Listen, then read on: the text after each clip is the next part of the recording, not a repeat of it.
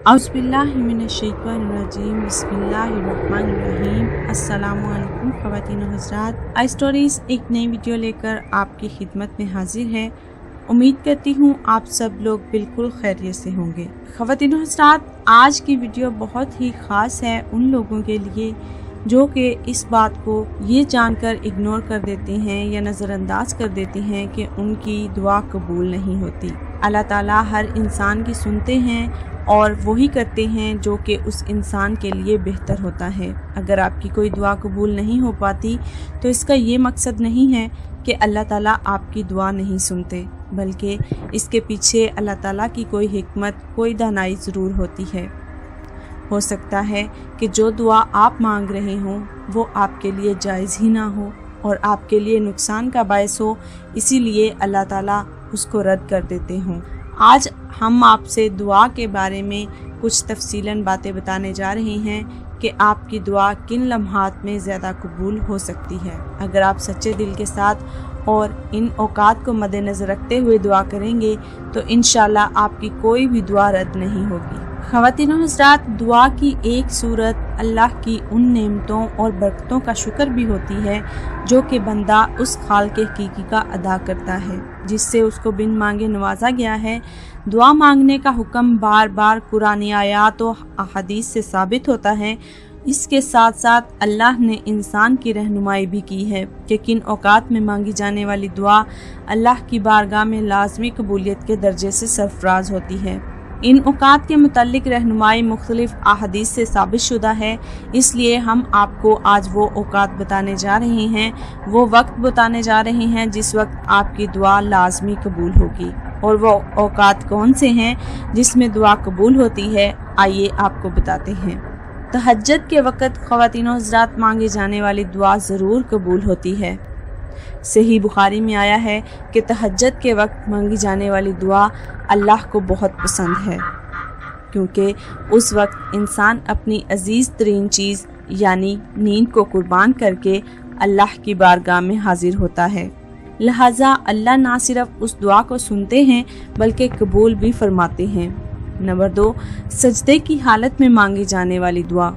सही मुस्लिम में ये बात साबित हुई है कि जब इंसान अल्लाह की बारगाह में अपनी पेशानी झुकाता है कि उसका मतलब होता है कि उसने अपना आप अल्लाह के हवाले कर दिया। अल्लाह को इंसान ये आज़ी बहुत पसंद आती है, लिहाजा उस वक्त मांगे जाने वाली दुआ कबूलियत से सरफराज होती है।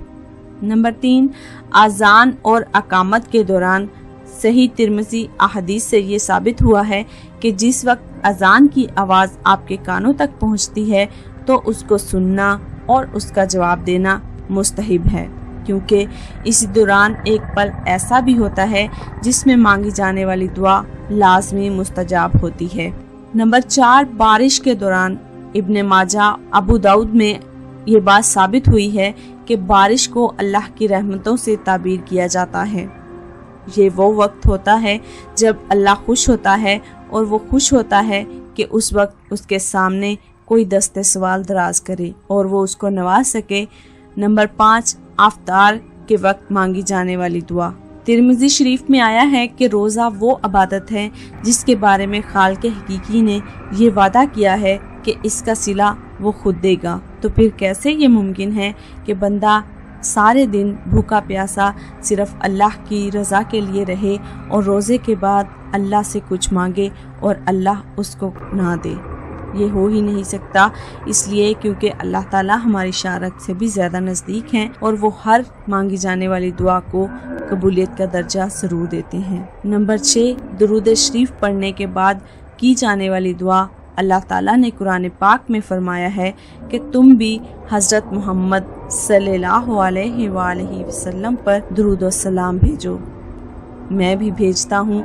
ये बात साबित शुदा है कि दुरूद शरीफ वो कलाम है जो कि लाजमी तौर पर बारगाह खुदावंदी में कबूलियत के दर्जे पर पहुँचता है। लिहाजा जो दुआ दुरूद शरीफ के हमरा मांगी जाती है उसकी कबूलियत में भी कोई शक, कोई गुंजाइश नहीं है। इंसान बहुत बेसब्रा है ख़वातीन और हज़रात, इसकी ख्वाहिश होती है کہ جو दुआ उसने मांगी है वो फौरी तौर पर पूरी हो जाए, मगर ये याद रखना चाहिए कि अल्लाह हकीम व बसीर है, उसकी बसारत जहाँ तक है उस तक हमारी पहुँच नहीं है। लिहाजा अगर कोई दुआ ज़ाहरी तौर पर पूरी ना हो रही हो तो उसका कतई ये मतलब नहीं होता कि अल्लाह हमारी सुन नहीं रहा, बल्कि इसका मतलब है कि अगर उसकी कबूलियत में कोई ताख़ीर हो तो इसमें भी अल्लाह की कोई हिकमत है। अल्लाह ताला हमसे 70 माओं से भी ज़्यादा मोहब्बत करते हैं, तो फिर ये कैसे हो सकता है कि वो हमारी लिए कुछ बेहतर ना सोचें और कुछ बुरा सोचें। ऐसा हो ही नहीं सकता,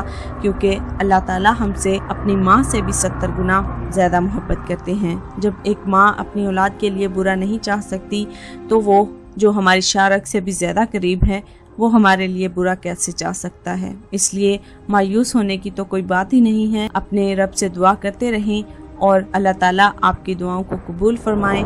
अगर आपको ये वीडियो पसंद आई हो तो इसे लाइक करते हुए दूसरों के साथ शेयर ज़रूर कीजिएगा और कमेंट में हमें ज़रूर बताइएगा कि आपको हमारी वीडियो से फ़ायदा हासिल हुआ या फिर आपको हमारी वीडियो कैसी लगी। नए आने वाले साथियों के लिए इल्तमास है, जिन्होंने अभी तक हमारे चैनल को सब्सक्राइब नहीं किया वो जल्दी से हमारे चैनल को सब्सक्राइब कर लें और साथ में मौजूद बेल पर भी क्लिक कर दें ताकि मज़ीद आने वाली अपडेट से आगाह होते रहें। अपनी एक और इन्फॉर्मेटिव और ख़ूबसूरत सी वीडियो के साथ फिर हाज़िर होंगे। तब तक हमें दीजिए इजाज़त। अपना और अपने साथ दूसरों का ढेरों सारा ख्याल रखिएगा। हमें अपनी दुआओं में याद रखिएगा।